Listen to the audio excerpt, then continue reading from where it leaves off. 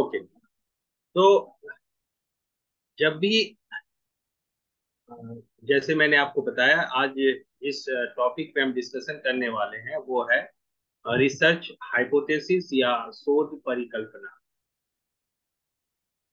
जैसे ही अगर हमें कोई रिसर्च करना है, कोई शोध हम करने के लिए जा रहे हैं, या किसी भी विषय में हो, ये एजुकेशन सब्जेक्ट में हो, या हिस्ट्री में हो, या ज्योग्राफी में हो, इकोनॉमिक्स में हो, सोशल साइंसेस की कोई भी सब्जेक्ट हो, इवन अगर आप साइंस के भी टॉप सब्जेक्ट में भी करते हैं, तो वहां पे भी अगर हमें किसी रिसर्च में आगे बढ़ना है, अगर हमें उस पर काम करना है, और किसी डायरेक्शन में अपने किस हमारे जो सैंपल होंगे उनका नेचर क्या होगा, हमारे जो टूल्स होंगे वो किस तरह से होंगे, हमारे जो डेटा कलेक्शन करेंगे उसमें डेटा कलेक्शन का तरीका क्या होगा, और उस डेटा कलेक्शन में जो भी हमारे पास जो आंकड़े आएंगे वो किस नेचर के होंगे, और आगे चलकर हमें उसे कैसे टेस्ट करना है, या लास्टली हमें अपने रिसर्च के ऑब्जेक्टिव्स को कैसे अचीव करना है, ये सब में अगर हम आगे बढ़ना चाहते हैं, तो हमें ये जानने की जरूरत है कि हमारा रिसर्च का हाइपोथेसिस क्या है। तो जैसा कि आप यहाँ देख पा रहे हैं, यहाँ लिखा हुआ है, research hypothesis is a specific statement और educated guess that a researcher makes about the expected outcomes of a research study। तो ये एक ऐसे ही कोई गेस कर लिए हम, इस तरह की बात नहीं है।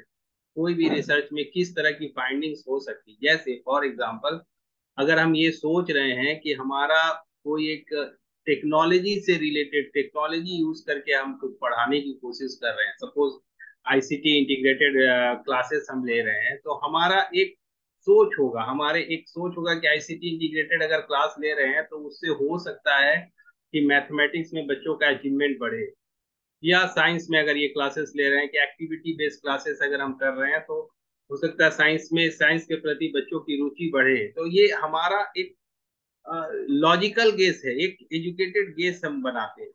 तो जैसे ही हम ये गेस बनाते हैं कि नहीं, हमारा एक्टिविटी बेस्ड लर्निंग करने से साइंस के प्रति बच्चों की रुचि बढ़ेगी, तो हमारा हम आगे के स्टेप्स को ले पाएंगे, हम ये सोच पाएंगे कि हमारे रिसर्च में हमें आगे क्या करना है। कहने की बात यह है कि अगर हमारा ये टेंटेटिव गेस है कि रिसर्च में एक्टिविटी बेस्ड या गतिविधि आधारित अगर हम कक्षाएं लेते हैं, तो साइंस में बच्चों की रुचि बढ़ेगी। तो जैसे ही हमने ये एक हाइपोथेसिस बनाया, तो इस हाइपोथेसिस को देखते हुए हम आगे रिसर्च में स्टेप्स ले पाएंगे। कहने की मतलब ये है कि हम आगे ये सोच पाएंगे कि अरे, अगर हमें देखना है कि गतिविधि आधारित मेथड का बच्चों के रुचि पे कुछ असर पड़ता है कि नहीं, तो हमें पहले गतिविधि बेस्ड मेथड से पढ़ाना पड़ेगा बच्चों को। तो ये मैं कहने की बात ये कह रहा हूँ कि जैसे ही हम हाइपोथेसिस बनाते हैं, तो हाइपोथेसिस बनाने से हमारे रिसर्च को एक डायरेक्शन मिलता है, जो हमारे एक्सपेक्टेड रिसर्च आउटकम हो सकते हैं, जैसा कि यहाँ लिखा हुआ है, आप देख सकते हैं।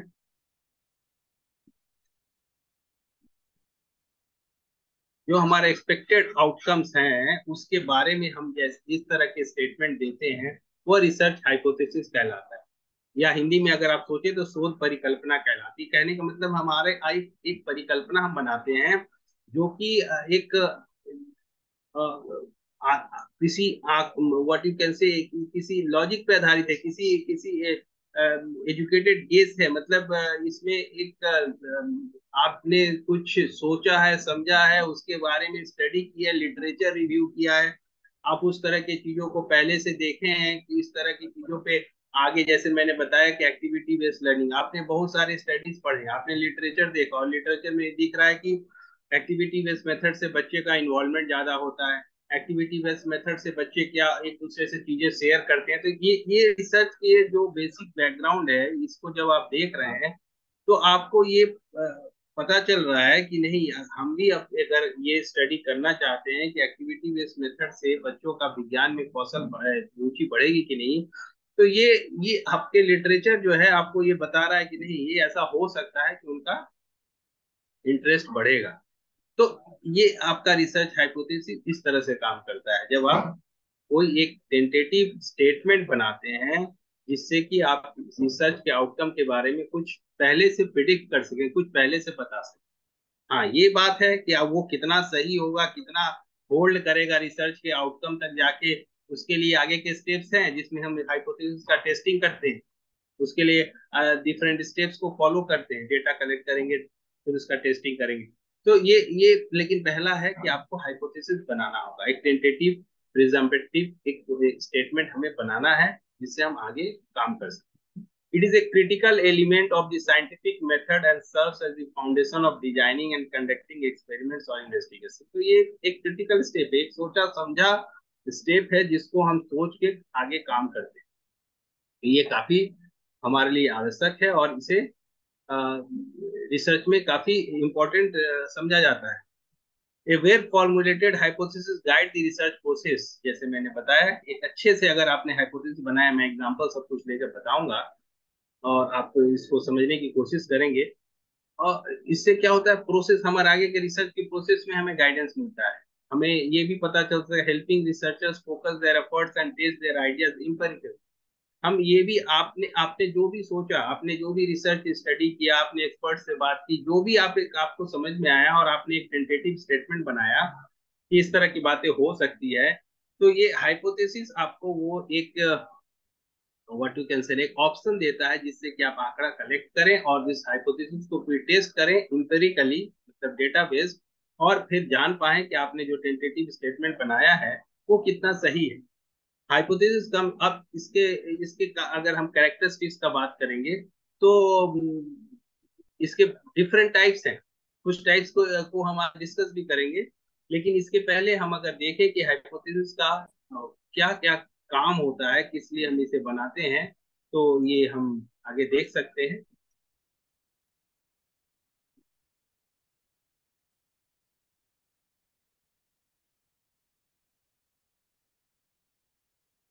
तो आप ये जैसे देख पा रहे हैं,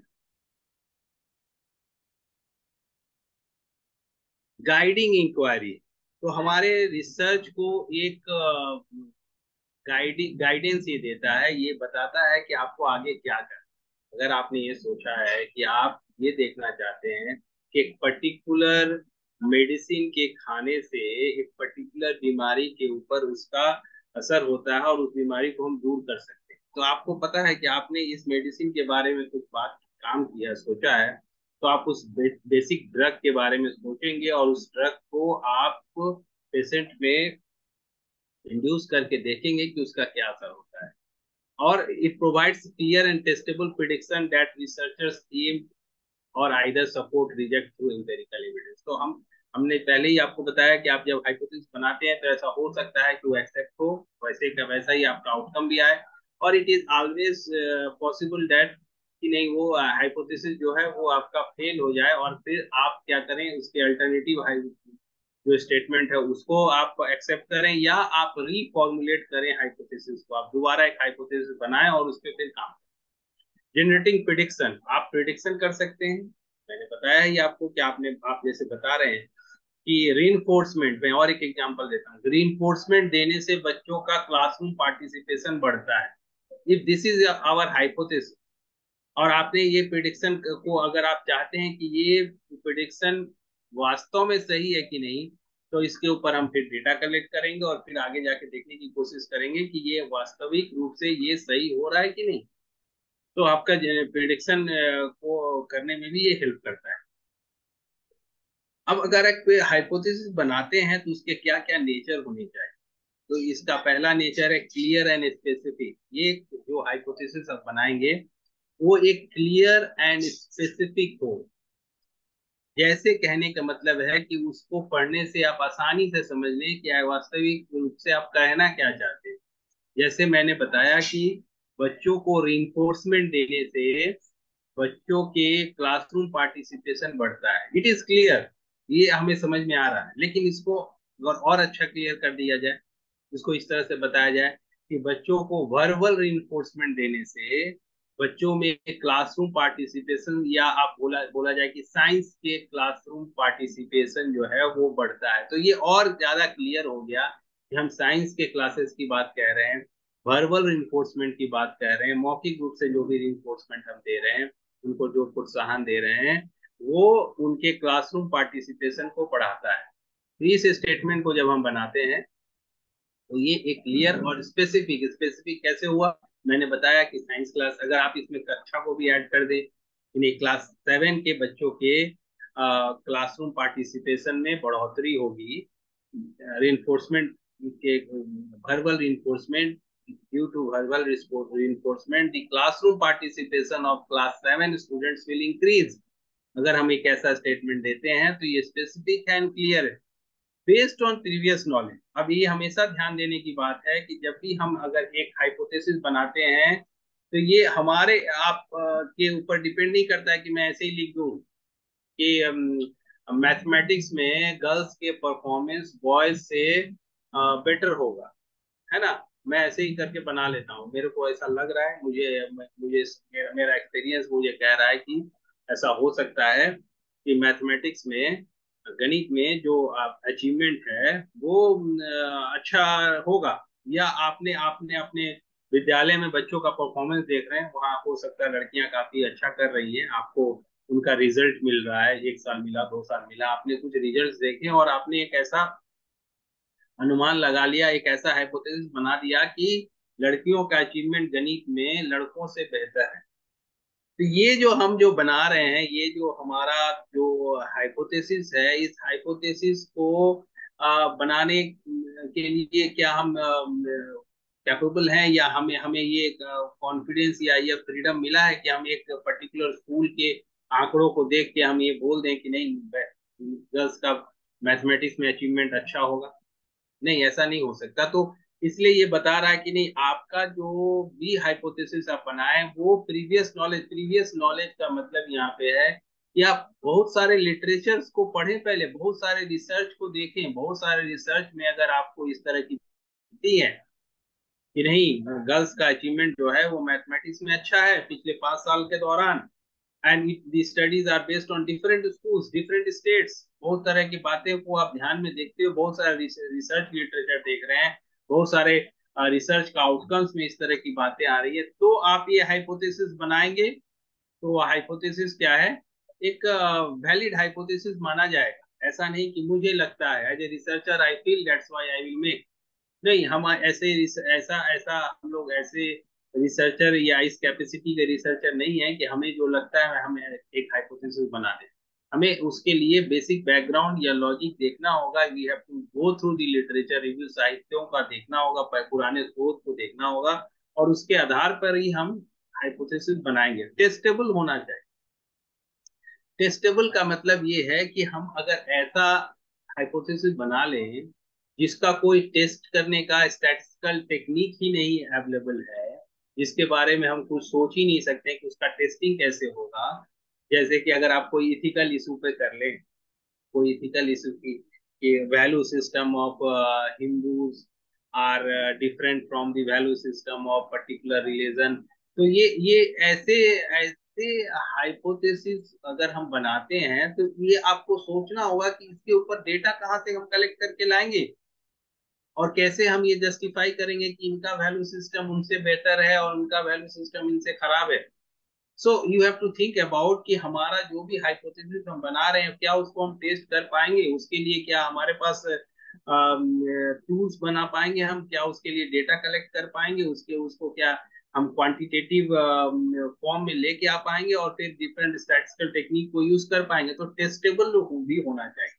जो भी हाइपोथेसिस आप बना रहे हैं उसको आप टेस्ट करें, उसको इंपेरिकली आप डिफरेंट स्टैटिस्टिकल डिवाइसेस से टेस्ट कर पाए।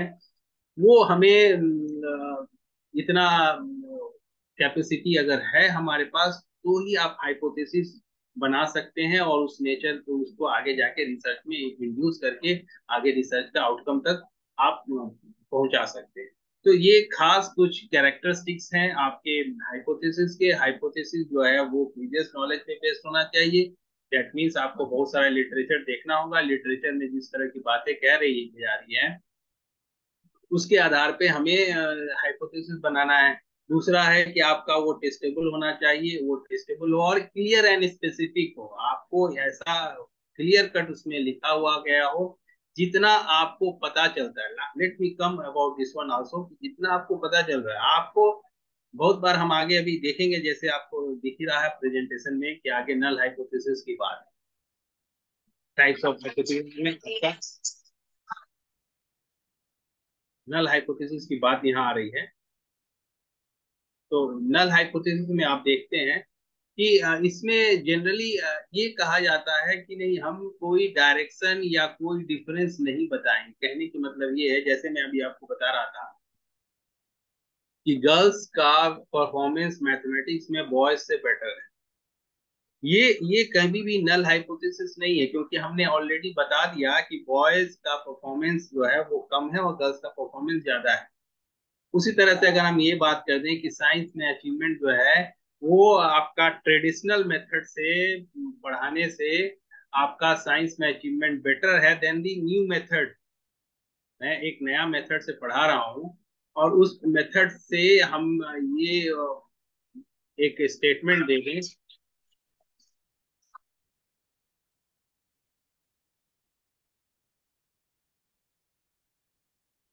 हम ये एक स्टेटमेंट दे दें कि पर्टिकुलर ट्रेडिशनल मेथड जो है वो ज्यादा बेटर है, ये ये हम कर सकते हैं या नहीं कर सकते हैं, एक पर्टिकुलर डिटर्मिना, एक पर्टिकुलर डायरेक्शन में क्या हम इस तरह के स्टेटमेंट को बना सकते हैं, ये हमारी सोच की जरूरत है, हमें सोचने की जरूरत है। तो इसके लिए हमें ये सोचना है कि हमारा जो हाइपोथेसिस जो है वो प्रीवियस नॉलेज, बहुत बार ऐसा होता है, let me come to the point, कि बहुत बार ऐसा होता है कि हमें मालूम है लॉजिकली, हमें जितने भी लिटरेचर है अवेलेबल है उस लिटरेचर में हमें ये मालूम है कि this is the particular hypothesis which can be made, है ना।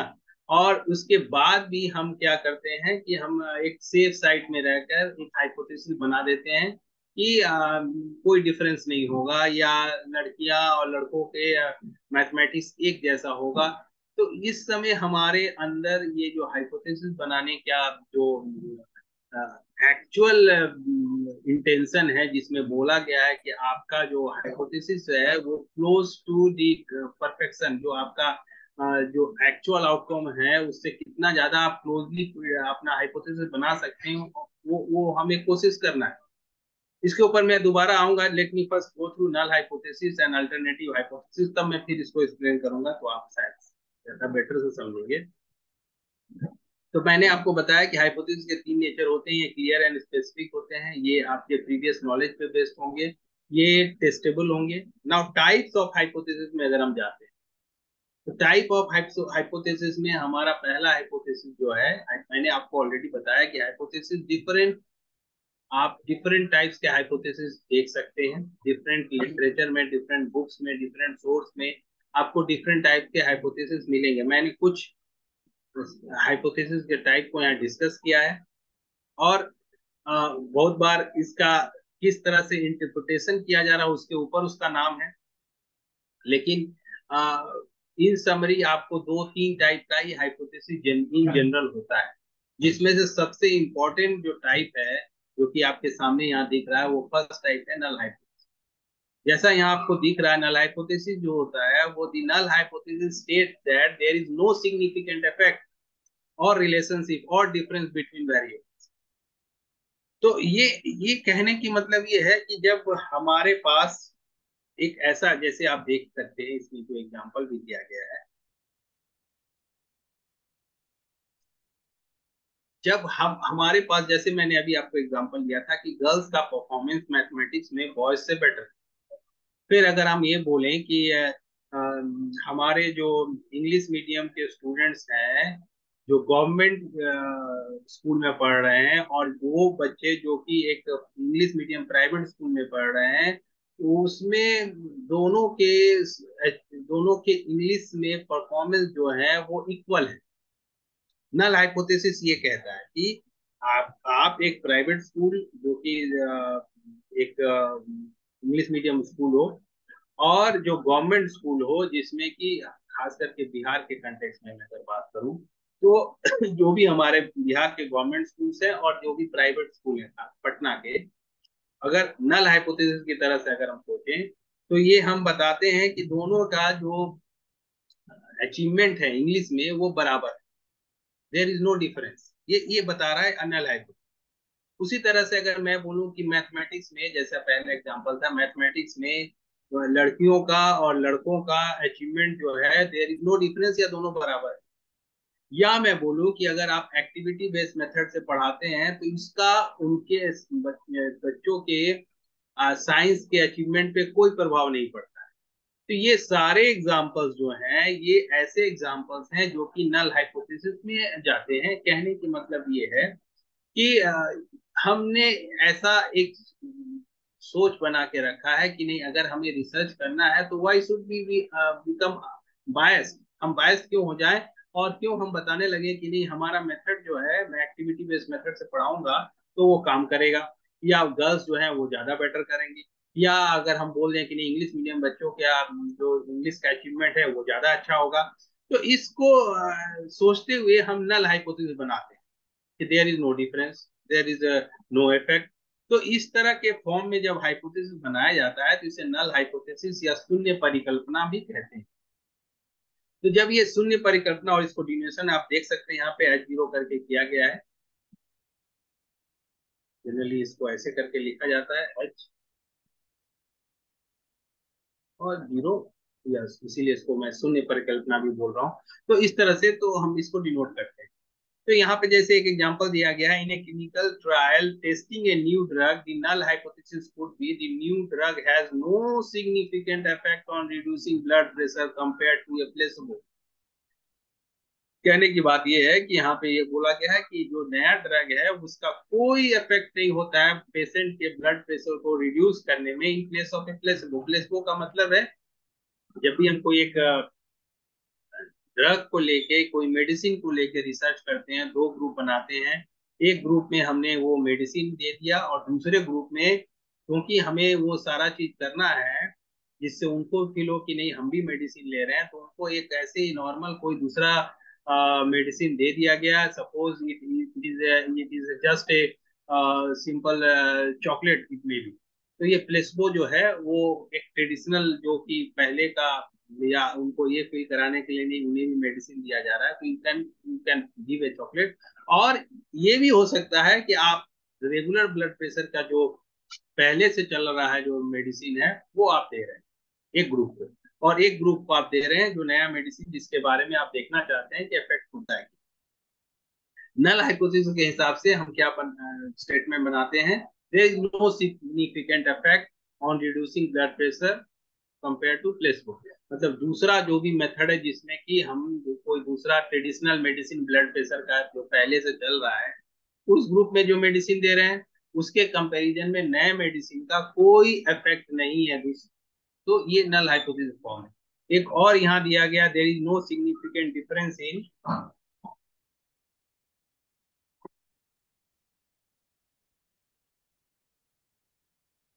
तो यहाँ पे भी दिया गया है एक नया कि there is no significant difference in the blood pressure between individual who exercise regularly and those who do not। तो ये मतलब जहां पे भी आप no difference, no effect, no relationship, इस तरह की बातें लेके चलते हैं तो वो आपका नल फॉर्म में हाइपोथेसिस बनेगा, शून्य परिकल्पना के फॉर्म में। अल्टरनेटिव फॉर्म में क्या होगा, इसी का जस्ट अल्टरनेटिव फॉर्म है जहां की आप ये तय करते हैं कि नहीं जो इफेक्ट है that will exist, the relationship will exist, है ना। जहाँ पे आप एक्चुअल, जो कि मैं पहले बात कर रहा था कि there will be effect of activity based method on science achievement, there is relationship between academic achievement and what you can say that particular academic achievement and interest in that particular subject। तो इस तरह के जहाँ पे हम एक particular चीजों में एक पर्टिकुलर डायरेक्शन या डिसीजन बताते हैं कि नहीं रिलेशनशिप एग्जिस्ट करेगा या आपका इफेक्ट होगा, तब ये होता है आपका अल्टरनेटिव हाइपोथेसिस, है ना। जैसे यहाँ पे देखिए, the new drug is effective in reducing blood pressure compare to placebo. यहाँ क्या बोला गया कि नया मेडिसिन जो है उसका इफेक्ट होता है प्लेसबो जो है, जो पहले से चल रहा है मेडिसिन, उसकी तुलना में ये मेडिसिन जो है ज्यादा अच्छा काम कर रहा है। और सिमिलरली दूसरा एग्जांपल भी आप देखिए कि people who exercise regularly will have significantly lower blood pressure than those who do not. तो यहाँ पे हम दोनों में एक पर्टिकुलर डिसीजन दे रहे हैं। अब देखिए होता क्या है कि हमारे पास क्वेश्चन ये होता है कि कौन सा सही है, नल हाइपोथेसिस बनाया जाए कि अल्टरनेटिव हाइपोथेसिस बनाया जाए। और दोनों का अपने अपने पक्ष। पहला अगर हम ये देख लें, पहला तो हमेशा से जान लीजिए कि पहला जो आपका नल हाइपोथेसिस है, वो बनाने अगर हम बना लेते हैं तो हमारे पास जो एक रिसर्च इथिक्स जो बोलता है, वो उसके हिसाब से लगता है कि हाँ, ये आपने कोई भी डिसीजन नहीं लिया पहले से, या कोई भी आपने डायरेक्शन नहीं दिया, तो आपने अच्छा किया, आप एक सिंपल डायरेक्शन में जा रहे हैं। अगर अगर एग्जिस्ट करता होगा डिफरेंस या इफेक्ट होता होगा, तो आगे जो डेटा हम कलेक्ट किए हैं उससे हमें ये पता चल जाएगा कि नहीं, इफेक्ट तो होता है या डिफरेंस तो एग्जिस्ट करता है, और नल हाइपोथेसिस क्या वो रिजेक्ट हो जाएगा। इसलिए नल हाइपोथेसिस लेके ही चला जाए, क्या दिक्कत है, उसको ही करें।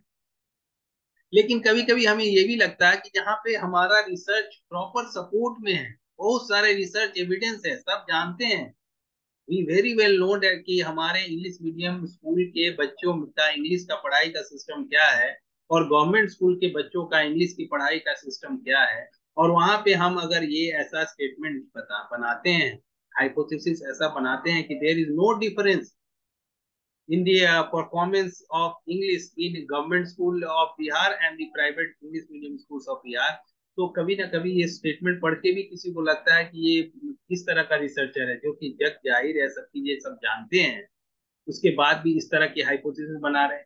That means when we have got lots of literature available, बहुत सारे रिसर्च लिटरेचर अवेलेबल है, बहुत सारे रिसर्च एविडेंस अवेलेबल है, जिसमें ये पता चलता है कि नहीं, देयर इज सर्टेन डिफरेंसेस, तो हमें अल्टरनेटिव फॉर्म में हाइपोथेसिस बनाना चाहिए और उसमें हमें आगे बढ़ना चाहिए। तो इसलिए बहुत बार बच्चों के दिमाग में ये प्रश्न आता है कि सर, हम नल हाइपोथेसिस बनाएं या अल्टरनेटिव हाइपोथेसिस बनाएं। The thing is that if the research literature supports the alternative hypothesis, you should go for alternative hypothesis. It is quite obvious. जब ये obvious है, सब जान रहे हैं, देख रहे हैं, तो इतना literature available है, and you just want to see that if it is applicable in your case, हमारे आपके केस में ये क्या applicable है, ये अगर आप देखना चाहते हैं और आपका एविडेंस, एनफ एविडेंस एग्जिस्ट कर रहा है, एक पर्टिकुलर डिफरेंस को बता रहा है, ये एक पर्टिकुलर डायरेक्शन को बता रहा है, then you should go for alternative hypothesis. There is no, इसमें कोई डाउट ही नहीं है। तो this are the two forms, ये दो फॉर्म बेसिक फॉर्म्स है जिनको की बहुत ज्यादा यूज किया जाता है। अब रिसर्चर का ये मकसद होता है कि जब अब उसने नल हाइपोथेसिस बनाया या अल्टरनेटिव हाइपोथेसिस बनाया, तो वो क्या करेगा, उसके उसमें जो वेरिएबल इन्वॉल्व है, उस वेरिएबल के ऊपर डेटा कलेक्ट करेगा। डेटा कलेक्ट करने के बाद वो उसका उस पर डिफरेंट स्टैटिस्टिकल टेस्ट, जैसा कि डेटा का नेचर होगा, जैसा कि वेरिएबल का नेचर होगा, उसके हिसाब से वो स्टैटिस्टिकल टेस्ट, की टेस्ट हो, एनोवा हो, काई स्क्वायर हो, जो भी टेस्ट उसमें लग रहा हो, उस टेस्ट को करेगा। और उसके बाद वो देखेगा कि वह हाइपोथेसिस होल्ड करता है या नहीं होल्ड करता है। If it holds, then null hypothesis is accepted. If it is not holding, then either you reframe it, आप दोबारा उसको बनाइए, या अल्टरनेटिव हाइपोथेसिस जो है वो सही है, उसको लेके हम आगे बढ़ेंगे। अगर नल हाइपोथेसिस नहीं सक्सेसफुल होता है, ये दिख जाता है कि डिफरेंस है, then you can always say that कि नहीं, ये null hypothesis does not hold, शून्य परिकल्पना को हम एक्सेप्ट नहीं कर सकते, और हमें जो अल्टरनेटिव हाइपोथेसिस है उसको उस डायरेक्शन में हमें बढ़ना होगा। और there is difference between the score of boys and the score of girls. और क्योंकि आपके पास वास्तविक आंकड़े हैं, आप ये भी बता सकते हैं कि कौन सा ग्रुप बेटर है, बॉयज आर बेटर और गर्ल्स आर बेटर। तो इस तरह से अल्टरनेटिव और नल हाइपोथेसिस इस तरह से काम। आगे चलते हुए अगर आप देखें तो आपके पास ये कुछ और टाइप हैं जो कि जनरली बुक्स में आपको मिल जाएंगे। इसलिए मैं इसको आपके सामने लेके आया हूँ, क्योंकि बहुत सारे बच्चे ये पूछते हैं कि सर, ये भी तो एक हाइपोथेसिस हमने पढ़ा है, this is a correlational hypothesis भी पढ़ा है, कंपैरेटिव हाइपोथेसिस भी पढ़ा है। बेसिकली ये इम्पोर्टेंट टाइप है नहीं, लेकिन क्योंकि बुक्स में आपको मिल जाएंगे, तो इसलिए मैं आपको ये बता रहा हूँ। एक्सपेरिमेंटल हाइपोथेसिस जैसा कि नाम से ही है, एक्सपेरिमेंटल हाइपोथेसिस का मतलब ही है कि we are trying to see the effect of something, किसी चीज का इफेक्ट अगर किसी दूसरे पर्टिकुलर इंडिपेंडेंट वेरिएबल का इफेक्ट अगर डिपेंडेंट वेरिएबल पे देखना चाहते हैं, then it is an experimental hypothesis. जैसे यहाँ लिखा गया है, increasing the amount of sunlight will lead to faster plant growth. तो ये एक एक्सपेरिमेंटल हाइपोथेसिस से आप जाएंगे, आप प्लांट को लेंगे, प्लांट को एक्सपोज करेंगे डिफरेंट इंटेंसिटी ऑफ सनलाइट के साथ, धीरे धीरे उसकी इंटेंसिटी बढ़ाएंगे, एक पहला दिन दूसरा इंटेंसिटी रहा, दूसरे या अलग अलग प्लांट आपने रखा है, एक ही पर्टिकुलर स्पीसीज का बहुत सारे प्लांट के स्पेसिमेन आपने रखा, और हर एक प्लांट को अलग अलग सनलाइट के इंटेंसिटी से एक्सपोज किया, है ना। और इसके बाद आपने देखा कि भाई क्या ये एक्चुअली सही है कि नहीं, जो हाइपोथेसिस आपने बनाया है कि हमने सनलाइट की इंटेंसिटी को बढ़ा दिया तो क्या प्लांट का ग्रोथ फास्टर हो गया, और ये कहाँ तक ट्रू है, कितना ऐसा है कि भाई हम इतना ज्यादा इंटेंसिटी कर दें कि पर वो प्लांट सरवाइव कर रहा है कि नहीं, वो भी देखना होगा। तो ये हमारा एक experimental hypothesis. Now correlational hypothesis, जैसा कि नाम से ही हमें पता चल रहा है, कोरिलेशनल हाइपोथेसिस का मतलब ये है कि हमारा कोई रिलेशनशिप स्टडी, दो वेरिएबल के बीच में अगर कोई रिलेशनशिप स्टडी करना है हमें, तो हमें कोरिलेशनल हाइपोथेसिस बनाना है। हाँ, although it can be in form of null hypothesis, it can be in the form of alternative hypothesis. जैसे मैंने जैसे आप देख लीजिए एक्सपेरिमेंटल हाइपोथेसिस, एक्सपेरिमेंटल हाइपोथेसिस में मैंने लिखा increasing the amount of sunlight will lead to faster plant, ये अल्टरनेटिव फॉर्म में है। इसी को अगर ऐसे लिख दिया जाए, increasing the amount of sunlight will have no effect on plant growth, ये नल हाइपोथेसिस के फॉर्म में हो गया। तो ये मैं बताने की कोशिश कर रहा हूँ कि अल्टीमेटली आपका जो फॉर्म है वो नल और अल्टरनेटिव फॉर्म में लेके ही हम हाइपोथेसिस टेस्टिंग करते हैं। जितने भी टेस्ट अवेलेबल हैं, स्टैटिस्टिकल टेस्ट अवेलेबल हैं, वो नल हाइपोथेसिस या अल्टरनेटिव हाइपोथेसिस को लेके बनाया गया है, या वन टेल टेस्ट या टू टेल टेस्ट लेकर के बनाया गया है। तो ये जितने भी हैं इसके आगे आगे भी और डिफरेंट टाइप देखेंगे, इसको हम कन्वर्ट कर सकते हैं नल और अल्टरनेटिव के फॉर्म में।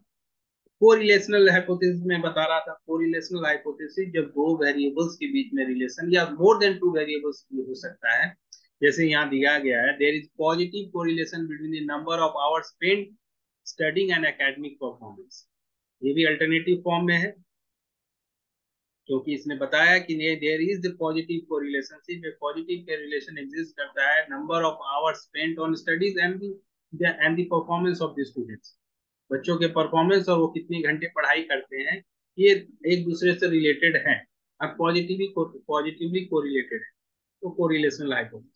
कॉम्परेटिव हाइपोथेसिस भी हो सकता है, जब आप किसी दो मेथड को, किसी दो ग्रुप को कंपेयर करके कोई हाइपोथेसिस फ्रेम किए हैं, तो वो कंपैरेटिव हाइपोथेसिस हो सकता है। जैसे यहाँ लिखा गया है, group A will show a higher level of job satisfaction compare to group B, है ना। जब इस तरह की बात होगी, दो ग्रुप को लेके आपको कंपेयर करना है, to go and collect data on, suppose इसमें है job satisfaction of group A का कलेक्ट कीजिए, job satisfaction of group B collect कीजिए, एंड यू कंपेयर दोनों ग्रुप में किसका डिफरेंट है, या एक जैसा है, या सिग्निफिकेंटली डिफरेंट है। तो इस तरह का केस में कॉम्परेटिव हाइपोथेसिस जो होता है वो काम करता है। या कोई दो मेथड हो सकता है, एक में आपने ग्रुप ए में आपने किसी एक मेथड से पढ़ाया, सपोज एक्टिविटी बेस्ड मेथड से पढ़ाया, दूसरे ग्रुप में आपने फ्लिप लर्निंग से पढ़ाया, या ब्लेंडेड लर्निंग का टाइप फ्लिप लर्निंग से पढ़ाया, और आपका हो सकता है किसी में आपने कोऑपरेटिव मेथड से पढ़ाया, और आप देखना चाहते हैं कि एकेडमिक परफॉर्मेंस में दोनों में किसका बेटर है, या कि कौन ज्यादा काम कर रहा है, या दोनों एक ही जैसा रिजल्ट दे रहे हैं, तो ये कंपैरेटिव हाइपोथेसिस का एग्जांपल होगा। देन अनदर इंपॉर्टेंट वन जो कि आपको लिटरेचर में मिल जाता है, बुक्स में आपको मिल जाएगा, that is about one directional hypothesis या one tail hypothesis. One tail hypothesis का मतलब ये है कि यहाँ पे हम, एक तो ये नल के फॉर्म में नहीं होगा, and it will say you the specific, अगर हम ये बताते हैं कि डिफरेंस होगा, लेकिन इसके साथ साथ उसका डायरेक्शन भी बताते हैं। जैसे अगर मैं ये बता दूं कि there is relationship between academic performance and students attendance, students के अटेंडेंस और उनके एकेडमिक परफॉर्मेंस में रिलेशनशिप एग्जिस्ट करता है। तो जब हम ये बात बताते हैं कि एकेडमिक परफॉर्मेंस और अचीवमेंट में रिलेशनशिप है, this is an alternative form में। लेकिन इसके साथ हम अगर ये भी बता दें कि देयर इज पॉजिटिव कोरिलेशन, अगर हम ये भी बता दें कि पॉजिटिव कोरिलेशनल है, कोरिलेशन एग्जिस्ट करता है, then it is an example of your directional hypothesis और वन टेल्ड हाइपोथेसिस, है ना। तो दिस इज यहाँ जैसे यहाँ दिया गया, increasing the daily intake of vitamin C will result in decrease in number of colds experienced over a decrease। यहाँ लिखा क्या है, ये भी लिख सकता था कि there is effect of vitamin C in the uh, number of colds experienced over a year। it is खाली ये भी बता के छोड़ा जा सकता था, लेकिन हमने क्या लिखा गया है, इसमें लिखा गया है it will decrease the number of cold experience ever year. अगर आप विटामिन सी के का लेते हैं, विटामिन सी को खाते हैं या उसका दवा लेते हैं, इसका उसका कैप्सूल यूज करते हैं या उससे रिलेटेड फूड इंग्रेडिएंट्स लेते हैं, तो आपका जितने बार कोल्ड होता है, कोल्ड का एक्सपीरियंस जो होता है उसमें डिक्रीज होगा नंबर ऑफ डेज। तो डिक्रीज बताया गया, सिर्फ इफेक्ट बता के भी छोड़ा जा सकता है, इफेक्ट बताने से वो फिर डायरेक्शनल नहीं।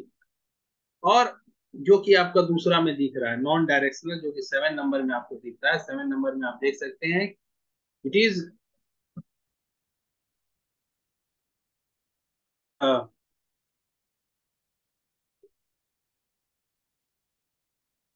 A non directional hypothesis. इसमें सिर्फ बताया गया रिलेशनशिप एग्जिस्ट करता है, बट ये नहीं बताता है कि पॉजिटिव रिलेशनशिप एग्जिस्ट कर रहा है या नेगेटिव रिलेशनशिप एग्जिस्ट कर रहा है। तो ये जब इस तरह की बातें आएंगी तो ये क्या होगा, ये एक नॉन डायरेक्शनल है। मैं सिर्फ ये बता दूं कि बॉयज और गर्ल्स के मैथमेटिक्स और स्कोर में डिफरेंस होगा। आई एम नॉट सेइंग कि किसका ज्यादा होगा किसका कम। बॉयज आर बेटर और गर्ल्स आर बेटर, जब बॉयज और गर्ल्स बेटर करके बताएंगे तो आपका वो क्या होगा, वो डायरेक्शनल है। लेकिन अगर हम इस तरह से बता देते हैं कि नहीं सिर्फ डिफरेंस होगा, तो ये नॉन डायरेक्शनल या टू टेल हाइपोथेसिस होगा। तो ये हमें समझना है, और ये एक वाइटल पॉइंट है जिससे आप ये भी देख सकते हैं कि कैसे हमारा नल हाइपोथेसिस और अल्टरनेटिव हाइपोथेसिस किस तरह से डायरेक्शनल और नॉन डायरेक्शनल हाइपोथेसिस से अलग है। कहने का मतलब ये है कि डायरेक्शनल हाइपोथेसिस या नॉन डायरेक्शनल हाइपोथेसिस ये दोनों ही अल्टरनेटिव हाइपोथेसिस के दो डिफरेंट फॉर्म है। एक में ज्यादा स्पेसिफिकेशन है, एक में कम specification, but they are not in the form of null hypothesis. Null hypothesis में तो हमने बता दिया कि कोई रिलेशनशिप नहीं है, कोई इफेक्ट नहीं होता है, कोई डिफरेंस नहीं है, इस तरह की बातें होती हैं। लेकिन अल्टरनेटिव में हम बोलते हैं कि नहीं डिफरेंस होता है, आपका रिलेशनशिप भी है, ये सब बातें हम बताते हैं। अब इसी को अगर सिर्फ इतना बता के छोड़ दिया जाए कि डिफरेंस होता है, रिलेशनशिप होता है, तो ये नॉन डायरेक्शनल हाइपोथेसिस हो जाएगा, टोटल हाइपोथेसिस। और अगर हम ये बता के छोड़ दें कि नहीं ये जो डिफरेंस है वो डिफरेंस आपका बॉयज के फेवर में है या वो डिफरेंस गर्ल्स के फेवर में है, या आप ये बोले कि आपका रिलेशनशिप जो है वो पॉजिटिव है या नेगेटिव है, तो आपका ये डायरेक्शनल हो जाए। तो आप ये समझ लीजिए कि आपका अल्टरनेटिव हाइपोथेसिस के ही दो फॉर्म है, डायरेक्शनल एंड नॉन डायरेक्शनल। इसके आगे जाते हुए हम देखते हैं कि एक और टाइप आपको दिख रहा है एसोसिएटिव हाइपोथेसिस। तो ये जैसा कि अगर आपका कोई एसोसिएटिव स्टडी है, that means if you are the statistics that you are going to use, जो स्टैटिस्टिक्स आप आगे यूज करने वाले हैं वो अगर काई स्क्वायर को लेके चल रहा है, अगर काई स्क्वायर के मेथड से आप इसको करने वाले हैं, तो आपका एसोसिएटिव हाइपोथेसिस बनाएंगे। जैसे यहाँ बताया गया, there is a positive association between the number of hours spent watching TV and body mass index. Positive association, आप कितने घंटे टीवी देखते हैं और आपका बॉडी मास इंडेक्स कैसा है। जैसे जैसे आपका बॉडी मास इंडेक्स, और ये आपको बता रहा है कि नहीं ये जो है ये एक सिग्निफिकेंट पॉजिटिव एसोसिएशन है, इसका असर होता है आपके बॉडी मास इंडेक्स पे। There is positive association between amount of time spent on social media and feeling of loneliness. ये भी है, आप सोशल मीडिया में कितना समय वेस्ट व्यक्त करते हैं, और आपके अंदर फीलिंग ऑफ लोनलीनेस कितना है, ये दोनों के बीच पे एसोसिएशन है। तो जब भी आप एक काई स्क्वायर वाला टेस्ट यूज करने वाले हैं, तो वहां पे हम एसोसिएटिव हाइपोथेसिस बनाते हैं। उसी तरह से कॉजल हाइपोथेसिस भी है। कॉजल हाइपोथेसिस जैसा कि अगर आपका कोई एक्स पोस्ट फैक्टो स्टडी है या कॉजल कंपैरेटिव रिसर्च, वहां पे जिस तरह की हाइपोथेसिस बनती है, वो आपका कॉजल उस हाइपोथेसिस कहलाएगा। ये भी आप देखेंगे कि एक्सपेरिमेंटल हाइपोथेसिस के ही जैसा एक दूसरा टाइप है। मैं आपको आगे क्लास में बताने वाला हूँ कॉजल कंपैरेटिव हाइपोथेसिस रिसर्च क्या होता है, एक्सपेरिमेंटल रिसर्च क्या होता है। दोनों में जो डिफरेंस है वही डिफरेंस इनके हाइपोथेसिस में भी है। तो आप देख सकते हैं, increase sugar consumption lead to an increase in the risk of developing type 2 diabetes. आप ये सोचिए कि increasing sugar consumption leads to an increase in risk of developing type 2 diabetes. अब देखिए यहाँ पे कहने का मतलब ये है कि कॉजल कंपैरेटिव कॉजल हाइपोथेसिस ये क्यों है, क्योंकि इसमें जो आप इंडिपेंडेंट वेरिएबल है, मतलब इनटेक ऑफ शुगर जो है, ये आप किसी को आपके पार्टिसिपेंट को आप नहीं बोल सकते हैं कि आप इतना शुगर खाइए कि आपकी डायबिटीज हो जाए। It is N ethical issue, है ना। आप किसी पेशेंट को, आप किसी व्यक्ति को नहीं बोल सकते हैं कि आप रोज 1 किलो शुगर खा लीजिए, आधा किलो शुगर खा लीजिए, या खूब मिठाई खा लीजिए, और हम आपके ऊपर स्टडी करके देखेंगे कि आपको डायबिटीज हो रहा है टाइप 1 टाइप 2।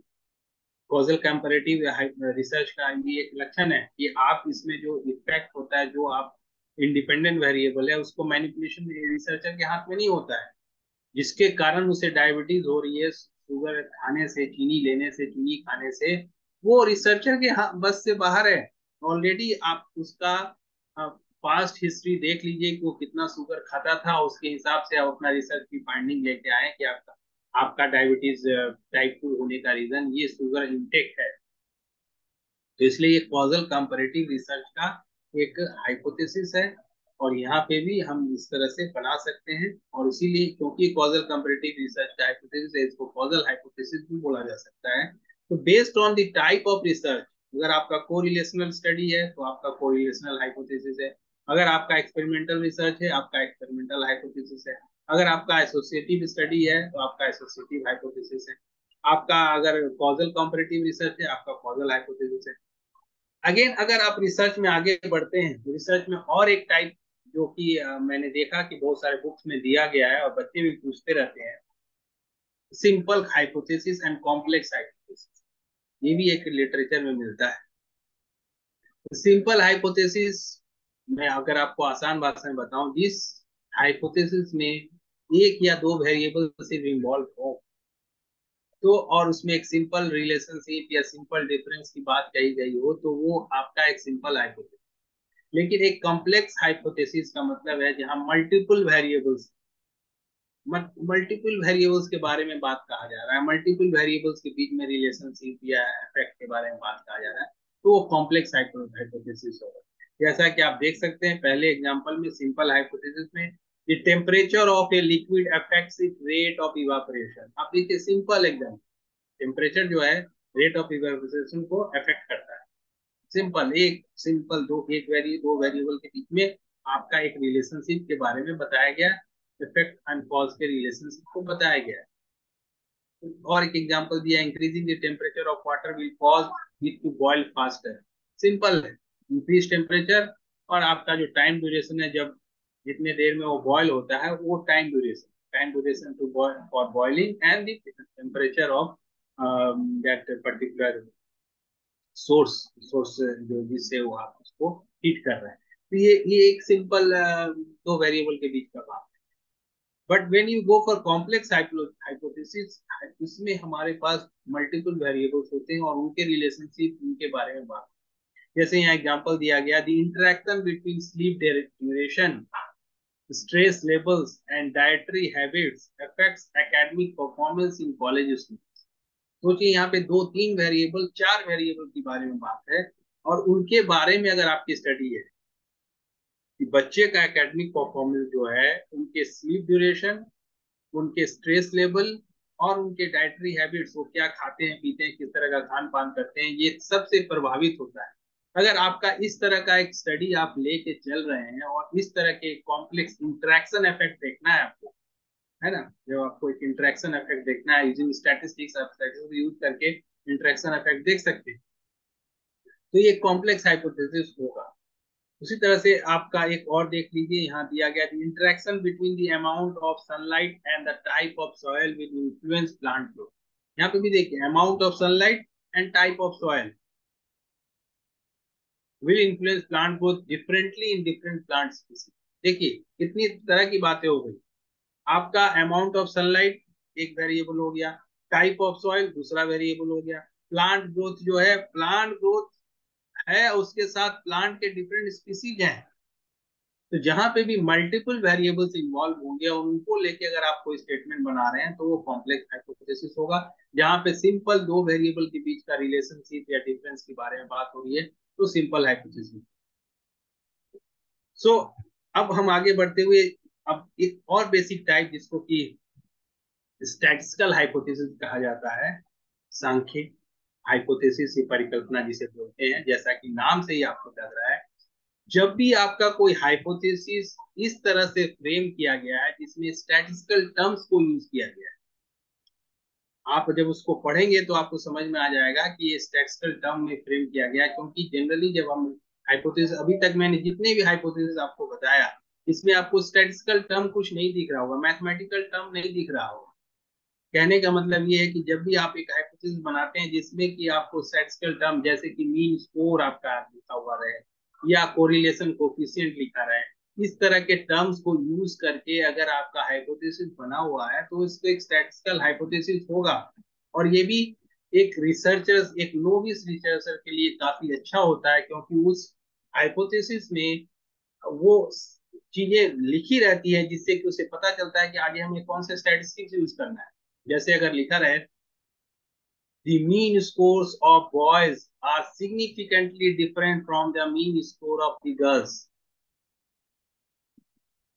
in mathematics, ऐसे करके अगर लिखा हुआ है, ठीक है, कि the mean score of mathematics of boys are significantly different from mean scores of girls।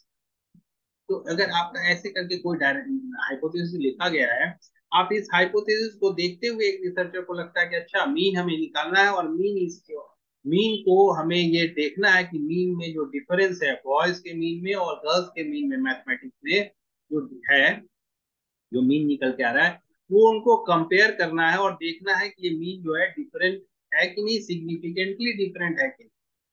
और उससे तुरंत पता चल जाता है दो ग्रुप है तो टी टेस्ट यूज कर लीजिए और देख लीजिए। तो कहने का मतलब ये है कि हमारा स्टैटिस्टिकल हाइपोथेसिस एक तरह से हमें क्लियर कट डायरेक्शन देता है कि हमें कौन सा स्टैटिस्टिकल टेक्निक हमें यूज करना है, और हम उसको यूज कर लेते हैं और आगे अपने रिसर्च के आउटकम्स को आगे प्राप्त कर सकते हैं।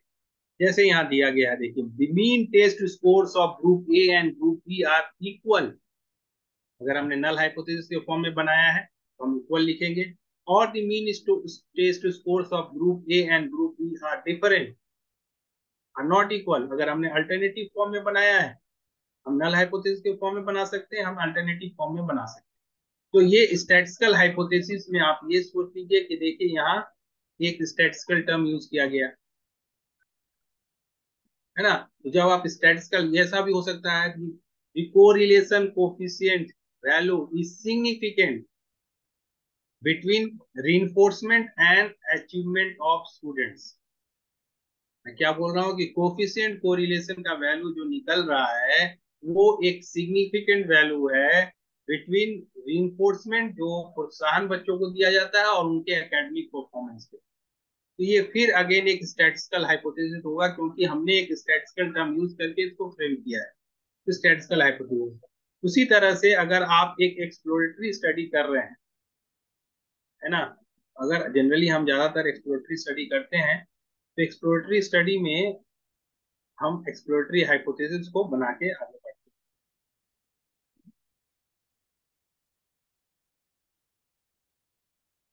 तो तो ये ऐसे ही है जैसे कि आप तो एक्सप्लोरेशन के लिए निकले हैं, आप फील्ड में गए हैं, डेटा कलेक्ट करके आ रहे हैं, आप डेटा कलेक्ट करेंगे, जिस तरह की डेटा सामने आएगा उसको लेके आप सामने रखेंगे। तो जनरली ये क्या होता है कि आप इस तरह से बताते हैं जिससे कि आप सब चीज को अभी ओपन रखना चाहते हैं, आप ऐसा कोई भी इस तरह की बायसनेस पहले से नहीं लाना देते हैं, चाहते हैं जिससे कि एक्सप्लोरेशन के लिए चांस ना मिले या आप अपने रिसर्च में ज्यादा कुछ कर ना पाए। इसलिए जैसे यहाँ देखिए, आपने एग्जाम्पल देख सकते हैं आप, यहाँ लिखा गया there is an association between the number of cigarettes smoked and the risk of developing lung cancer.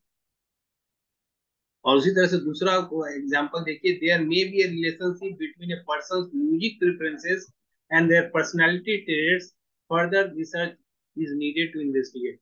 तो ये कहने का मतलब ये है कि हम ये नहीं बता रहे हैं कि नंबर ऑफ सिगरेट स्मोक जो है और किस तरह की कैंसर होगा और क्या कैंसर का क्या प्रोविजन होगा, ये कितने साल का हिस्ट्री होगा या कितने दिनों तक वो कर रहा है, ये सब हम लोग एक्सप्लोरेशन करके निकालेंगे।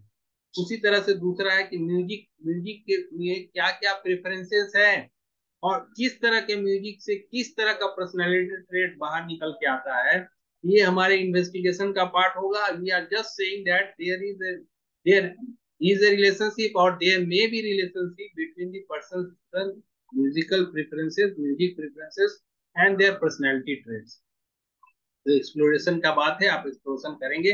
तो ये एक्सप्लोरेटरी हाइपोथेसिस, एक्सप्लोरेटरी स्टडीज में इस तरह के हाइपोथेसिस बनाए जाते हैं। उसी तरह से आप देख सकते हैं डिस्क्रिप्टिव हाइपोथेसिस, जब आप डिस्क्रिप्टिव स्टडी करते हैं वहां पे इसको यूज किया जाता है। This study aim to describe the lived experience of individuals who have recovered from substance addiction. यहाँ देखिए एकदम स्टेटमेंट फॉर्म में लिखा गया है, hypothesis है but it is written in statement totally without any conclusion। कोई कंक्लूजन नहीं, हम आगे क्या करने जा रहे हैं डिस्क्राइब करने वाले हैं, वो हम इस स्टडी उसके बारे में यहाँ डिस्क्राइब कर दिया गया, descriptive hypothesis in form of descriptive. तो ये आप ये समझ लीजिए कि आपके जिस तरह का रिसर्च है, जिस तरह का रिसर्च हम करने जा रहे हैं उसके आधार पे एक्सपेरिमेंटल रिसर्च में एक्सपेरिमेंटल हाइपोथेसिस, कॉजल हाइपोथेसिस, आपका कोरिलेशनल में कोरिलेशनल हाइपोथेसिस, डिस्क्रिप्टिव में डिस्क्रिप्टिव हाइपोथेसिस।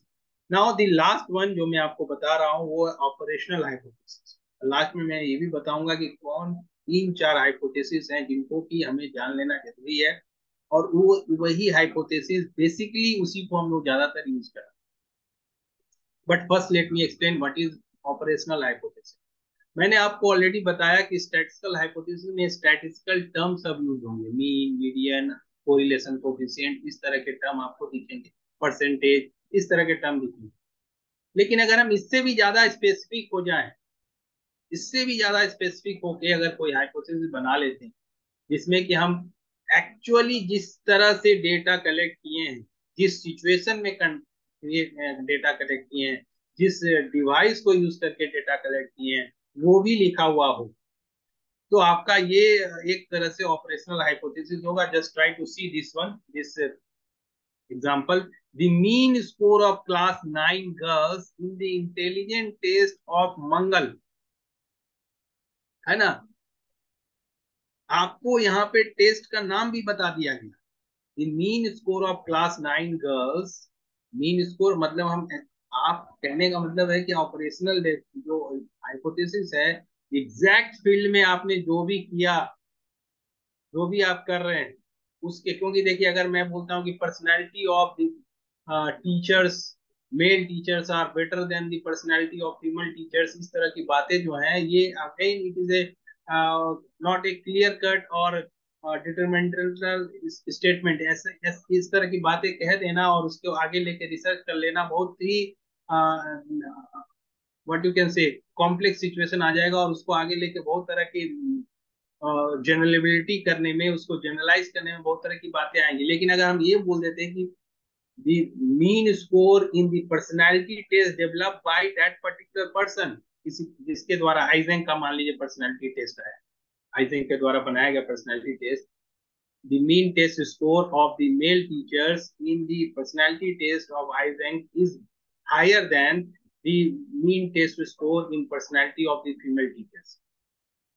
तो ये हमने क्या किया, हमने पूरी तरह से किस सिचुएशन में, किस कंटेक्स्ट में, किस बैकग्राउंड में, किस टूल से हमने डेटा कलेक्ट किया, उसको भी हमने अपने हाइपोथेसिस में लिख दिया अगर, तो वो एक ऑपरेशनल हाइपोथेसिस हो जाएगा। जिस तरह से हम ऑपरेशनल डेफिनेशन की बात करते हैं, आपने रिसर्च किया होगा, एमएड की थीसिस लिखी होगी, या आपने आगे की भी कोई रिसर्च किया होगा, तो आपने अगर जैसे ही आप टाइटल लिखते हैं, आप एक ऑपरेशनल डेफिनेशन लिखते हैं।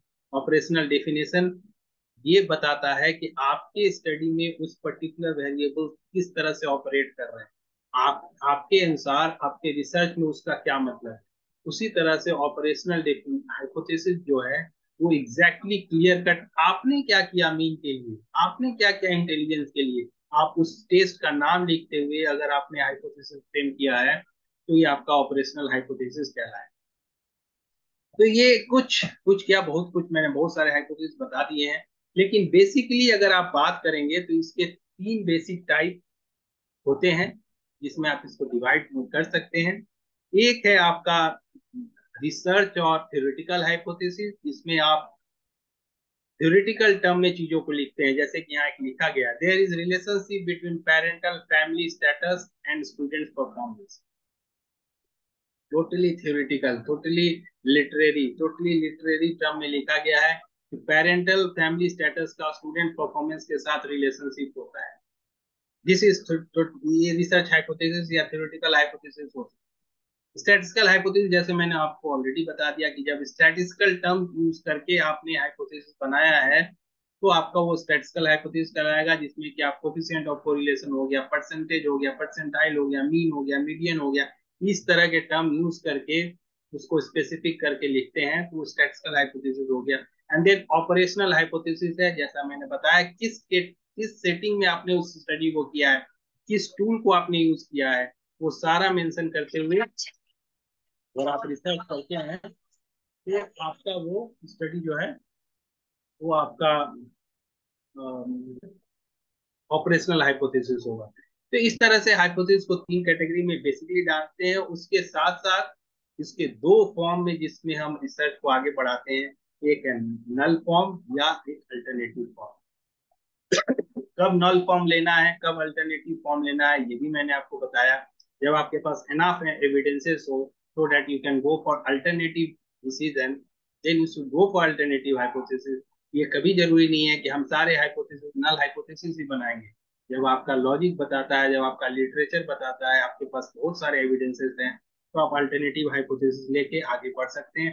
अल्टरनेटिव हाइपोथेसिस में दो फॉर्म है, एक आपका डायरेक्शनल है, एक नॉन डायरेक्शनल है। तो ये चार पांच बातें जो मैंने लास्ट में बताया, आपका रिसर्च और थ्योरेटिकल हाइपोथेसिस, स्टैटिस्टिकल हाइपोथेसिस, और आपके ऑपरेशनल हाइपोथेसिस, और null and alternative hypothesis, null alternative में डायरेक्शनल एंड नॉन डायरेक्शनल, ये लास्ट पार्ट जो है, ये सबसे ज्यादा जरूरी है आपके हाइपोथेसिस के कॉन्सेप्ट को क्लियर करने।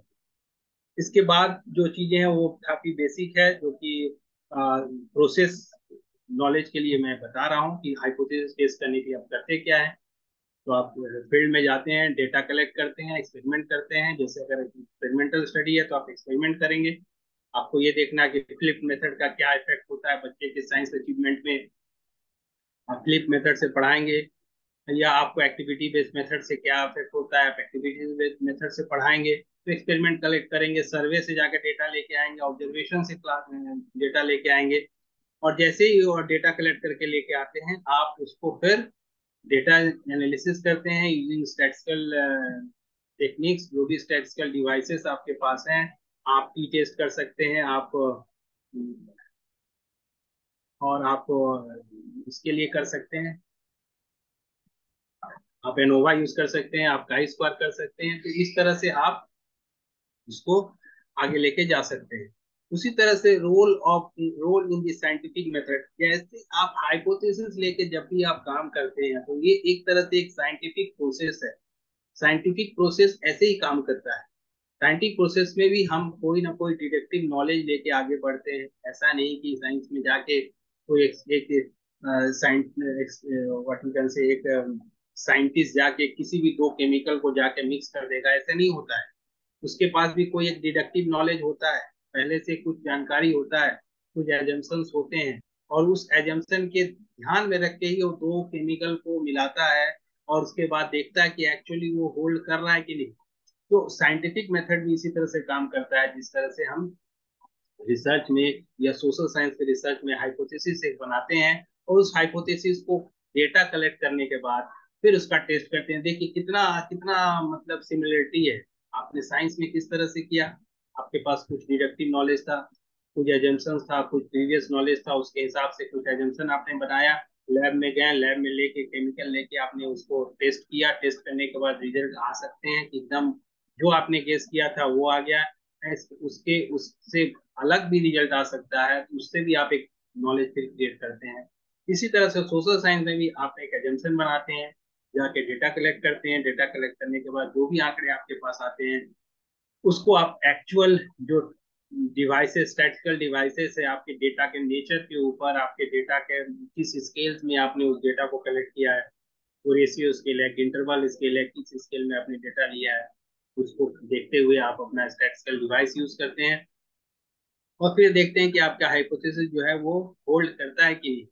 तो ये उसके बाद आपको कंक्लूजन निकालते हैं कि आपका हाइपोथेसिस सही है, या उसमें एक्सेप्ट किया जा सकता है, या वो रिजेक्ट हो जाए। तो आप किस तरह से हाइपोथेसिस को टेस्टिंग करते हैं, उसमें पहला स्टेप है आप डेटा कलेक्ट करते हैं, ऑलरेडी बता रहा हूँ आपको।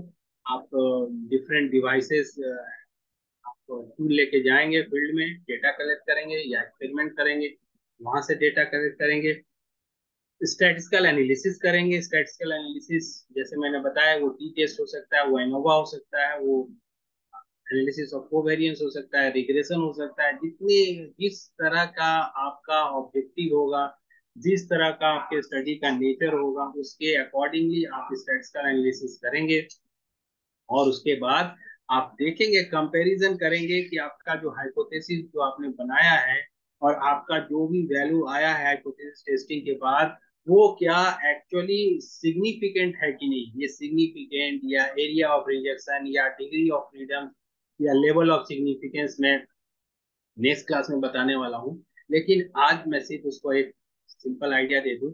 तो आप वहां जाके स्टैटिस्टिकल एनालिसिस करते हैं और कंपैरिजन करते हैं, कंपैरिजन करके देखते हैं कि आपने जो भी बनाया है, जो भी आपका आया है, वो क्या होल्ड करेगा, जो भी वो सिग्निफिकेंट है, या सिर्फ ऐसे ही सैम्पलिंग एरर के कारण आ गया, या जस्ट एक व्हाट इज ट्रिवियल है, जस्ट ऐसे ही दिख रहा है।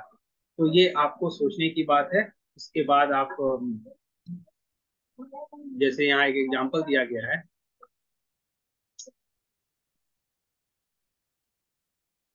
जैसे मैं आपको बता रहा था, आप जाएंगे for example if you have a null hypothesis stating that there is a no significant difference between two groups and an alternative hypothesis suggesting significant difference, you might conduct t-test or an analysis of variance to determine।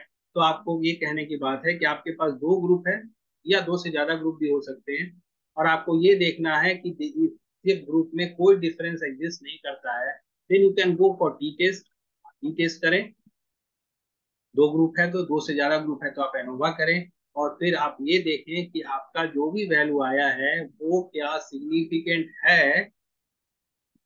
क्योंकि मैं ये सारा चीज next class में बताने वाला हूँ, मैं जस्ट आपको इसको सिंपल आइडिया दे के आज निकल रहा हूँ, ऐसा नहीं है। इस सब जो सिग्निफिकेंस लेवल है या पी का वैल्यू जो है, ये नेक्स्ट क्लास में मैं बताऊंगा।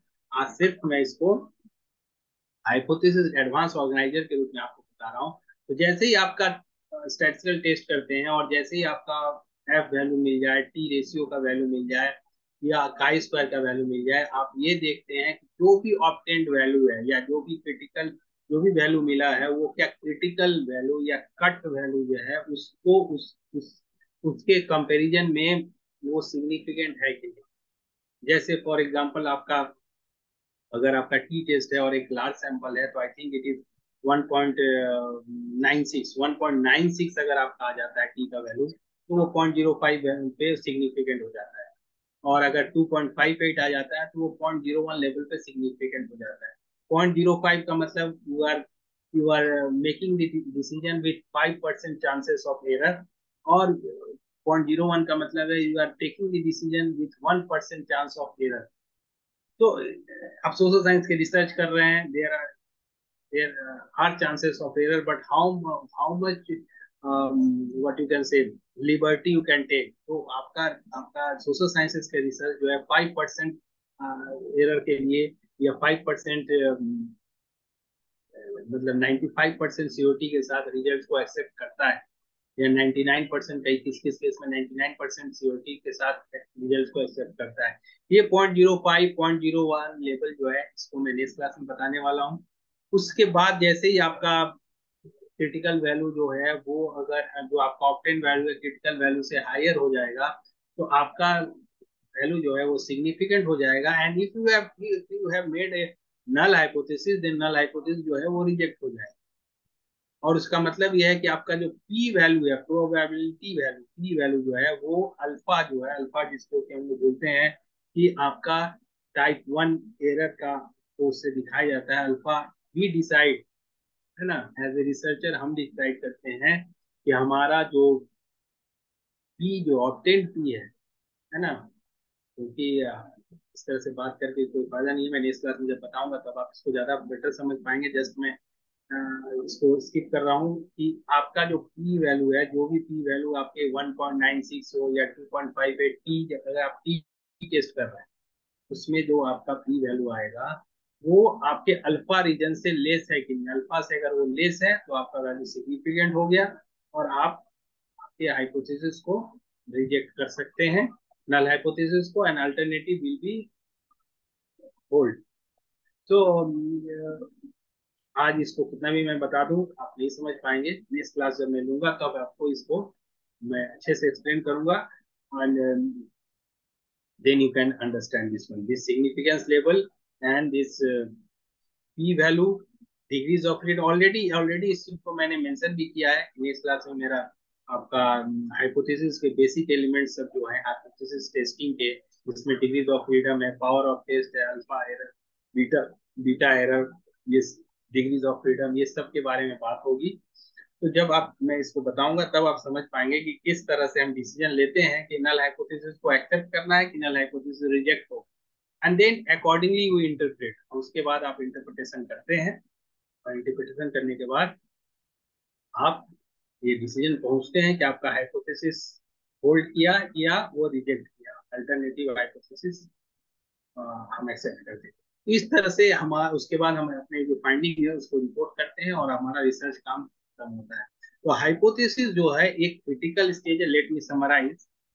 हाइपोथेसिस जो है आपका, हमारा रिसर्च का, किसी भी टाइप का रिसर्च, खास करके क्वांटिटेटिव रिसर्च बोले हम, किसी भी रिसर्च का मैं नहीं बोलूंगा, लेकिन खास करके जो क्वांटिटेटिव रिसर्च है, कोरिलेशनल हो, कॉजल कंपैरेटिव हो, आपका एक्सपेरिमेंटल हो, सर्वे हो, आपका एसोसिएटिव स्टडी हो, डेवलपमेंटल स्टडी हो, ट्रेंड एनालिसिस हो, ये सारे रिसर्च के में हाइपोथेसिस जो है वो हम बनाते हैं. और वो हाइपोथेसिस बनाने के बाद हमें पता होना चाहिए कि हाइपोथेसिस में नल हाइपोथेसिस क्या है, अल्टरनेटिव हाइपोथेसिस क्या है.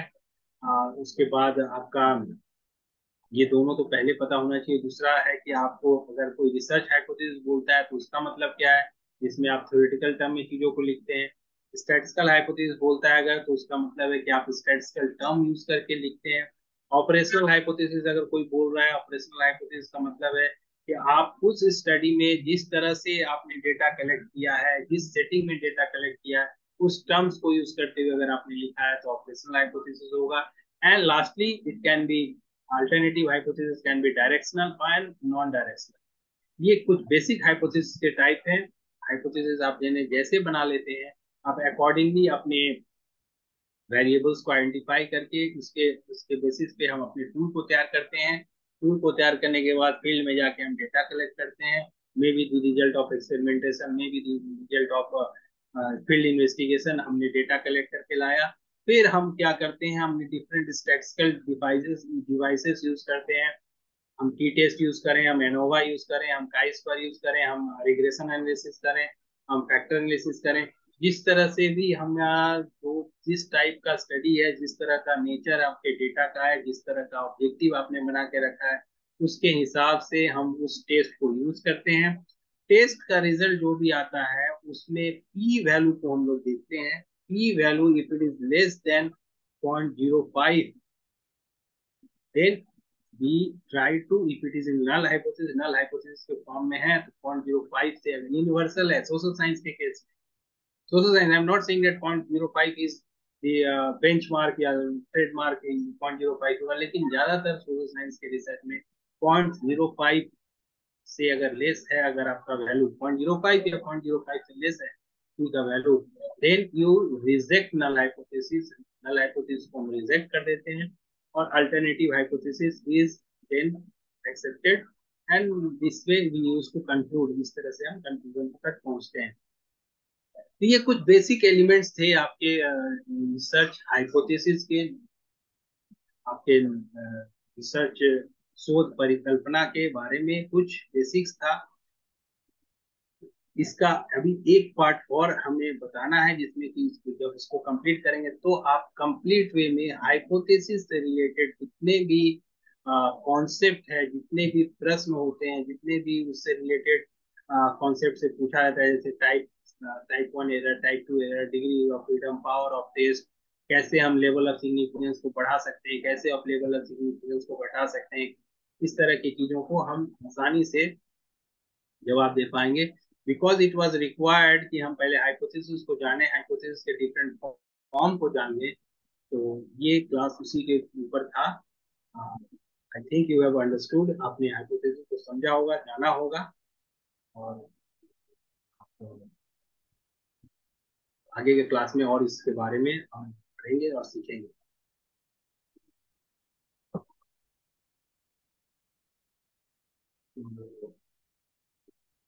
अब आप लोग इससे रिलेटेड अगर कुछ पूछना चाहते हैं, कुछ आपका प्रश्न हो तो आप लोग जरूर पूछें, क्योंकि मैं कोशिश करता हूँ कि 1 घंटे का क्लास हो, लेकिन 1 घंटा क्रॉस हो गया है। और एक इम्पोर्टेंट बातें आपको बताना था कि आज तो क्योंकि हम लोग का सिलेबस काफी ज्यादा है, आज तो एक ही क्लास हुआ, लेकिन कल क्योंकि अचानक आज मैं स्टार्ट कर देते ठीक नहीं होता, लेकिन कल जो है हम लोग 2 क्लासेस लेंगे। 2 क्लासेस का कहने का मतलब है कि एक क्लास मेरा होगा, और प्रभात सर जो है वो भी एक क्लास लेंगे। वो भी आपको लगता है किसी एक टॉपिक पे, हो सकता है रिसर्च का टॉपिक हो सकता है साइकोलॉजी का कोई टॉपिक हो, कोई इम्पोर्टेंट टॉपिक पे, वो भी क्लास लेंगे। तो मेरे क्लास के बाद उनका क्लास होगा। तो आप लोग दोनों क्लास के लिए तैयार रहें, और इससे ये बात निश्चित है कि आप एकदम समय पे ज्वाइन कर ले, जिससे कि हम 7 बजे, क्योंकि कल का क्लास जो है बहुत इंपॉर्टेंट है। हाइपोथेसिस को अगर पूरे डिटेल में समझना है तो कल क्लास अगर 7 बजे से मैं स्टार्ट करूंगा तो किसी तरह से हम कोशिश करेंगे कि 8 बजे तक उसको खत्म कर लें, जिससे कि आप आगे की क्लास को फिर ज्वाइन कर पाए। समय से हम खत्म कर लेंगे तो आप नेक्स्ट क्लास को भी समय से ज्वाइन कर पाएंगे और उसको कर पाएंगे। क्योंकि आज तो थोड़ा बेसिक टाइप चीजें था, मैं थोड़ा फास्ट भी गया, लेकिन कल वाले में हमको थोड़ा सा एग्जाम्पल देकर थोड़ा समझाना भी पड़ेगा। तो try to come on time so that we can complete on time. ये और कुछ पूछना है तो आप पूछ सकते हैं।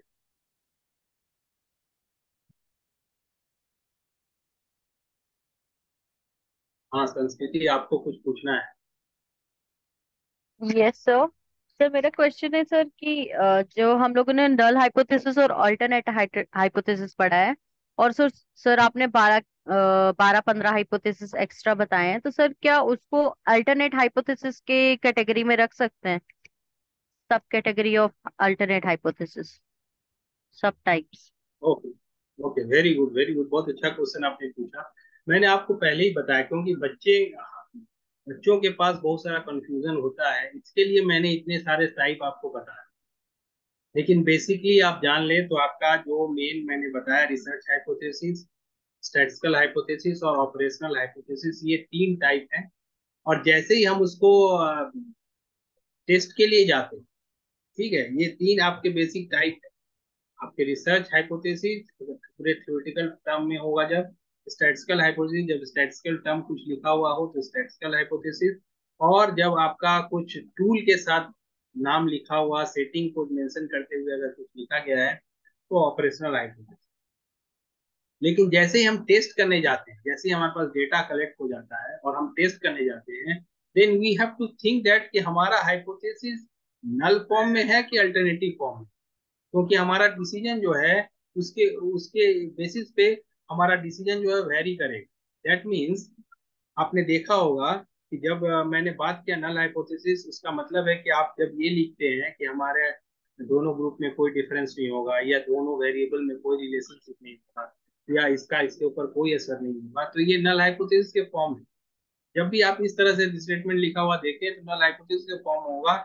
और जनरली बहुत सारे रिसर्चर इसी तरह के हाइपोथेसिस बना लेते हैं, क्योंकि they don't want to create कि कोई आपसे क्वेश्चन पूछ दे कि अरे आपने क्यों लिख दिया बॉयज का ज्यादा है, आपने क्यों लिख दिया गर्ल्स का ज्यादा है, आपको कैसे पता पॉजिटिव कोरिलेशन होगा। तो जनरली हम लोग नल हाइपोथेसिस फॉर्म में बना देते हैं। लेकिन अगर आपके पास इनफ रिसर्च एविडेंसेस हैं तो आप अल्टरनेटिव फॉर्म में भी बना सकते हैं। जैसे आप ये बोले कि नहीं, जो गवर्नमेंट स्कूल के बच्चों का इंग्लिश का अचीवमेंट हुआ है that is poorer than the private schools के इंग्लिश में के अचीवमेंट, क्योंकि आपका रिसर्च लिटरेचर ऐसा बोला। जब भी आप डिफरेंस बताते हैं, जब भी आप रिलेशनशिप बता देते हैं, जब भी आप इफेक्ट बता देते हैं, तो वो क्या होता है, अल्टरनेटिव हाइपोथेसिस का फॉर्म होता है। और अल्टरनेटिव में दो फॉर्म है। एक है जब आपने बता दिया सिर्फ कि डिफरेंस है या रिलेशनशिप है, तो वो आपका नॉन डायरेक्शनल अल्टरनेटिव हाइपोथेसिस। और एक में आप जब बताते हैं कि डिफरेंस, आप बोलते हैं बॉयज अच्छा है गर्ल्स पुअर है, या कभी बताते हैं कि पॉजिटिव को रिलेशनशिप नहीं बता रहे, पॉजिटिव रिलेशनशिप बता रहे हैं, तो ये हो गया डायरेक्शनल अल्टरनेटिव हाइपोथेसिस। ये इसलिए जरूरी है कि जब आप डायरेक्शनल हाइपोथेसिस बना देते हैं तो आपका, ये क्यों जरूरी है मैं बता रहा हूँ। जैसे आपको मैंने बताया कि जैसे आप टेस्ट करने जाते हैं तो आपको या तो नल फॉर्म में या तो अल्टरनेटिव फॉर्म में आपको बनाना पड़ता है। नल फॉर्म में हम किस लिए बना देते हैं वो भी मैंने बताया। अल्टरनेटिव फॉर्म में भी अगर आपने बनाया है तो इसके दो टर्म में आप बना सकते हैं। एक तो आप डायरेक्शन देते हुए बना सकते हैं और एक विदाउट डायरेक्शन भी आप बता सकते हैं। लेकिन ये दोनों इंपॉर्टेंट है। अगर आपने डायरेक्शन देते हुए बनाया है तो आपका वन टेल टेस्ट होगा। और वन टेल टेस्ट जो है उसका रिजल्ट, उसका व्हाट यू कैन से क्रिटिकल वैल्यू, और उसका क्रिटिकल वैल्यू और 0.05 का रीजन जो है वो अलग है। और टू टेल टेस्ट जब होगा, जब आप सिर्फ ये बता देते हैं कि नहीं देर इज इफेक्ट, आपने ये नहीं बोला है कि पॉजिटिव इफेक्ट है नेगेटिव इफेक्ट, या आप बोलते हैं देर इज ए डिफरेंस, आपने ये नहीं बोला है कि बॉयज का ज्यादा है या गर्ल्स का ज्यादा है, तो आपका टू टेल टेस्ट होता है। और two tail test is quite different than one tail test. मैं कल भी बात करूंगा इसका। तो ये हुआ आपका, बेसिकली ये सब ही हाइपोथेसिस यूज होता है। इसके अलावा मैंने जितना भी हाइपोथेसिस बनाया बताया आपको, ये सारे हाइपोथेसिस आपके रिसर्च के नाम से रिलेटेड है। लेकिन ये या तो लिखा गया है अल्टरनेटिव फॉर्म में, और आपने, क्योंकि आपने एग्जांपल आप गो थ्रू हुए होंगे जब मैं एक्सप्लेन कर रहा था, ज्यादातर आपको दिखा होगा सब अल्टरनेटिव फॉर्म में ही लिखा हुआ है। इसीलिए शायद आपने पूछ दिया कि अल्टरनेटिव फॉर्म का ही डिफरेंट टाइप है क्या। No, it is not like that. आप नल फॉर्म में भी लिख सकते हैं उसको, है ना। जैसे मैंने लिखा था एक्सपेरिमेंटल वाले में, एक लिखा हुआ था कि there is effect of sunlight on plant development, experimental hypothesis उसका नाम था। उसको ऐसे भी लिखा जा सकता था, there is no effect of sunlight on plant development, तो नल फॉर्म में भी हो जाता है ना। तो ये ऐसी बात नहीं है कि अल्टरनेटिव फॉर्म में लिखा जा सकता है, वो नल फॉर्म में भी लिखा जा सकता है। तो इसलिए ये जो और भी एक्स्ट्रा मैंने जितना बताया ना, वो कोई इंपॉर्टेंट हाइपोथेसिस के टाइप है नहीं। लेकिन क्योंकि थ्योरी में ये मिलता है, बुक्स में लिखे हुए हैं, बहुत बार पूछा जा सकता है, तो आप ये बता सकते हैं। लेकिन प्रैक्टिस, इन प्रैक्टिस प्रैक्टिकली हम ये जो दो तीन हाइपोथेसिस मैंने जो बताया है आपको, ऑपरेशनल, स्टैटिस्टिकल, नल फॉर्म, अल्टरनेटिव फॉर्म, यही इसी से हमारा काम होता है। बाकी सब सिर्फ जो भी लिखा गया वो या तो आपको नल फॉर्म में दिखेगा या अल्टरनेटिव फॉर्म में दिखाएगा। Okay sir, thank you sir, understood. और कुछ पूछना है?